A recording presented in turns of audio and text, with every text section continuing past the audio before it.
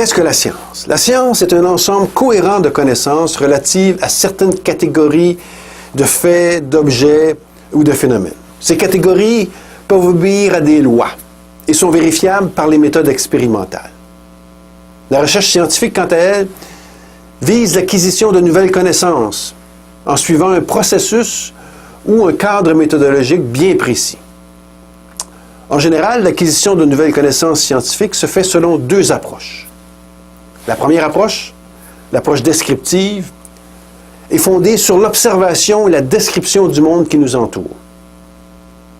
La deuxième approche, l'approche par hypothèse, consiste à émettre une explication ou une hypothèse relative à un phénomène naturel. Les deux approches sont associées avec des raisonnements distincts. Le raisonnement inductif est souvent associé avec l'approche descriptive. En bref, ce type de raisonnement suggère qu'à partir d'un certain nombre d'observations, on peut faire des généralisations ou émettre des conclusions. Nous passons donc du particulier, c'est-à-dire des observations, au général, c'est-à-dire une conclusion. Pour illustrer ceci, prenons un exemple qui est fondé sur la vie universitaire. Admettons que je sois dans le corridor d'une université et que j'observe le comportement des étudiants et étudiantes. À une certaine heure, les étudiants et les étudiantes entrent dans les salles de cours. Je pourrais, à partir de ces observations répétées, émettre la conclusion ou la généralisation que ces étudiants entrent dans la salle de cours pour écouter un cours. Je peux même émettre une généralisation selon laquelle les étudiants, à cette heure précise de la journée, se préparent à assister à des cours partout sur le campus.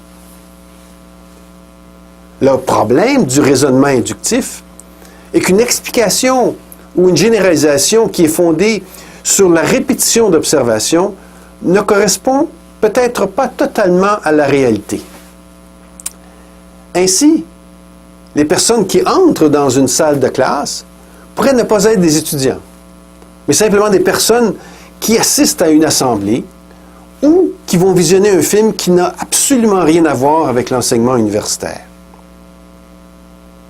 Donc, ma généralisation ne s'appliquerait pas à toutes les observations. Et notre explication générale s'en trouve affaiblie et même, on pourrait dire, inexacte. Le raisonnement déductif, quant à lui, est associé avec l'approche par hypothèse. On parle alors de l'hypothético-déduction. Ce raisonnement consiste à émettre des hypothèses qui seront vérifiées par l'expérimentation ou par l'observation. Donc, on passe ici du général, c'est-à-dire l'explication potentielle du phénomène, vers le particulier, c'est-à-dire le test ou les observations. Si je prends mon exemple universitaire et que j'observe les entrées d'étudiants dans la salle de cours, je peux émettre l'hypothèse qu'il ou elle entre dans cette salle pour suivre un cours universitaire. Pour vérifier cette hypothèse, je formule une prédiction. Cette prédiction doit être logique, précise et surtout vérifiable.